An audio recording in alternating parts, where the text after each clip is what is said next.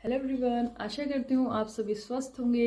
निरामया योग YouTube channel पर मैं प्रियंका आपका एक बार फिर से स्वागत करती हूँ। आज की वीडियो के माध्यम से हम जानेंगे कि वह 6 तत्व कौन से हैं जो हमारी योग साधना में बाधक तत्व का कार्य करते हैं, अर्थात बाधा उत्पन्न करते हैं। हठ प्रदीपिका में वर्णित श्लोक के माध्यम से हम जानेंगे कि वह 6 तत्व कौन से हैं। अत्याहार प्रयासश्च प्रजल्पो नियमाग्रह जनसंपर्क लौल्यम च षड्भ्रयोगो विनश्यति। अर्थात ये 6 तत्व ऐसे हैं जो आपको योग साधना में आगे बढ़ने से रोकते हैं एवं आपको बाधक तत्व के रूप में ये कार्य करते हैं। तो चलिए जानते हैं कि ये 6 तत्व किस तरह से आपकी साधना में बाधा उत्पन्न करते हैं। तो इसमें है अत्याहार, मतलब अधिक भोजन। जब भी आप आवश्यकता से अधिक भोजन करते हैं तो देखेंगे कि सारी एनर्जी आपकी शरीर की भोजन को पचाने में लग जाती है, तो आप अन्य कार्य और योग के जो साधन हैं, जो अंग हैं, उनको आप फॉलो नहीं कर पाते हैं। तो ये एक विघ्न की तरह कार्य करता है। उसके बाद है प्रयासस्य, मतलब आवश्यकता से अधिक जो श्रम हम करते हैं, जो आपकी क्षमता है उससे अधिक आप श्रम कर लेंगे तो आप थक जाएंगे। तो जब आप थक जाएंगे तो आपकी सारी एनर्जी जो है वो उस श्रम में लग गई है, उस परिश्रम में लग गई है, तो आप अपने योग साधना को आगे नहीं कर पाएंगे। क्योंकि जब भी आप योग के अंगों का पालन करेंगे तो आप थका हुआ महसूस करेंगे, तो उससे आपको पूर्ण लाभ नहीं मिल पाएगा।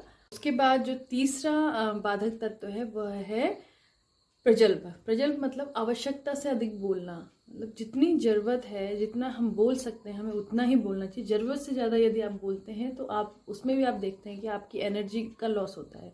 और जब आपकी शरीर की जो ऊर्जा है वह केवल बात करने या बोलने में ही चली गई है तो अन्य कार्य आप करने में सक्षम नहीं होते हैं। उसी प्रकार यदि आप योग के अंगों का पालन करेंगे तो वह भी आप ठीक से नहीं कर पाते हैं।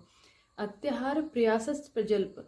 चौथा है नियमाग्रह, मतलब कोई भी नियम आपने बनाया है, नियम बनाना अच्छा है, उस पर उसको फॉलो करना भी अच्छी बात है, बट कभी कभी ऐसी परिस्थिति आ जाती है कि आप देखते हैं कि आपका कोई रूटीन है कि इतने टाइम इसी समय खाना खाना है, इसी समय जगना है, उठना है, पर कभी ऐसी परिस्थिति आ जाती है कि वो नहीं हो पाता है। तो आपको उसमें धैर्य बनाए रखना है कि मेरा तो यही नियम है, मैं यही करूँगा, लेकिन वहाँ ऐसी परिस्थिति नहीं है, तो उस अनुरूप आपको ढालना है।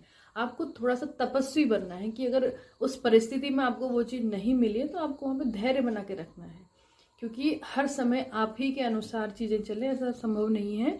तो इसका मतलब कि एक तप का भाव आपके अंदर होना चाहिए कि जब जो चीज़ आपको ज़रूरत है नहीं मिली तो आप अपने आप को उसी अनुरूप ढालें।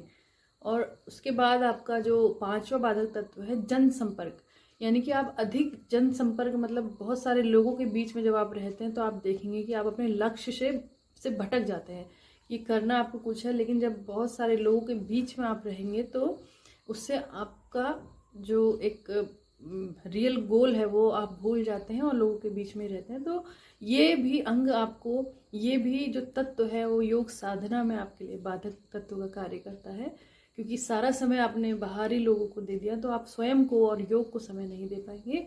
अगला है लौल्यमचा, मतलब मन की अस्थिरता। मन जो है आपका स्थिर ना होने के कारण भी आप योग की साधना में आगे बढ़ने में समर्थ नहीं हो पाएंगे। इसीलिए इन जो बाधक तत्व हैं उनसे स्वयं को धीरे धीरे हटाने का प्रयास करेंगे। धीरे धीरे यदि आप इन अंगों को, अपने जो बाधाएं हैं उनको हटाने का प्रयास करेंगे तो आप योग में आगे बढ़ पाएंगे, अपने जीवन में सक्षम समर्थ हो पाएंगे। इस वीडियो में इतना ही। यदि वीडियो पसंद आई हो तो please like, share and subscribe कीजिए। Thank you.